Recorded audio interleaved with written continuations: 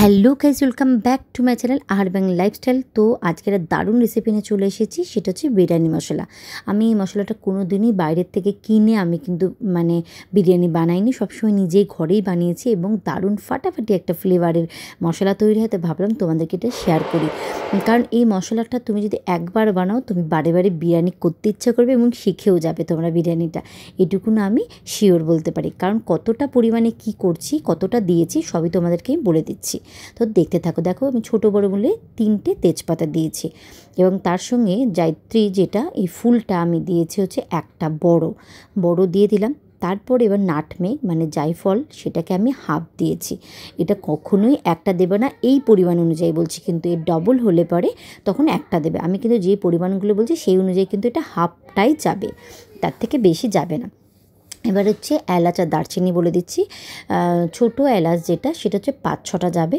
আর দারচিনি যেটা হচ্ছে একটা মানে মিডিয়াম সাইজের যেই দারচিনির টুকরো হয়, সেটা আমি সেটাকে টুকরো টুকরো করে, মনে করো 4-5টা টুকরো হয়েছে আমার, সেটা আমি দেখিয়ে দিচ্ছি। দেখো হাত দিয়ে এখনই দেখিয়ে দেবো হাতের মধ্যে যে কতটা পরিমাণে দিয়েছি। এই দেখো 4টে টুকরো বড় বড় মোটামুটি দারচিনি আর 5-6টা এলাচ হয়ে গেল। এবার 2টো বড় এলাচ দিতে হবে। এই পরিমাণগুলো কিন্তু খুব ভাইটাল, এটা কিন্তু তোমাদের দেখে দেখেই করতে হবে। স্টার অ্যানিস 2টো, এটা কিন্তু ফার্স্ট টাইম আমি অ্যাড করেছি, এটা তোমরা স্কিপও করতে পারো। আমি এটা ফার্স্ট টাইম অ্যাড করলাম, তাই তোমাদেরকেও এটা শেয়ার করছি। এবার এইগুলোর দেখো পরিমাণটা কিন্তু খুবই দরকার, এবং এর থেকে কম বেশি করলে কিন্তু ফ্লেভার ভালো আসবে না। তাই জন্য বলছি তোমরা শোনো। গোটা ধনে 4 চামচ দিয়েছি, গোটা জিরে 2 চামচ দিয়েছি, আর মৌরি যেটা, সেটা দিয়েছি আমি হচ্ছে 1.5 চামচ।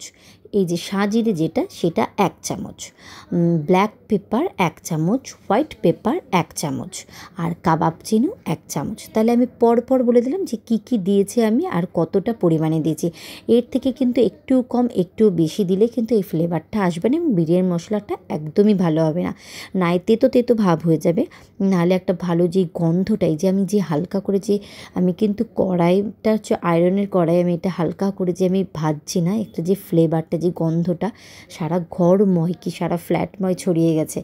এবং সবাই বলবে তোমাকে যে কিসের তুমি এটা বানাচ্ছো, এবং বিরিয়ানি মশলা কি, সঙ্গে সঙ্গে তোমাকে এটা বলবে বিরিয়ানি বানাচ্ছ, কারণ বিরিয়ানি মশলাটা সঙ্গে সঙ্গে যেন ভাজতে ভাজতেই তৈরি হয়ে যাবে। এবং তোমাকে সবাই বলবে যে এটা কি বিরিয়ানি মশলা তৈরি করছো বা বিরিয়ানি বানাচ্ছো, এটা তোমাকে বলবে।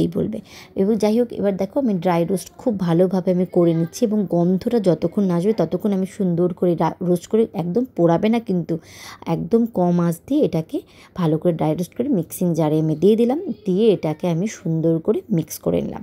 দিয়ে দেখো এটা একটা সুন্দর একটা ডাস্ট পাউডার তৈরি হয়ে গেল আমার।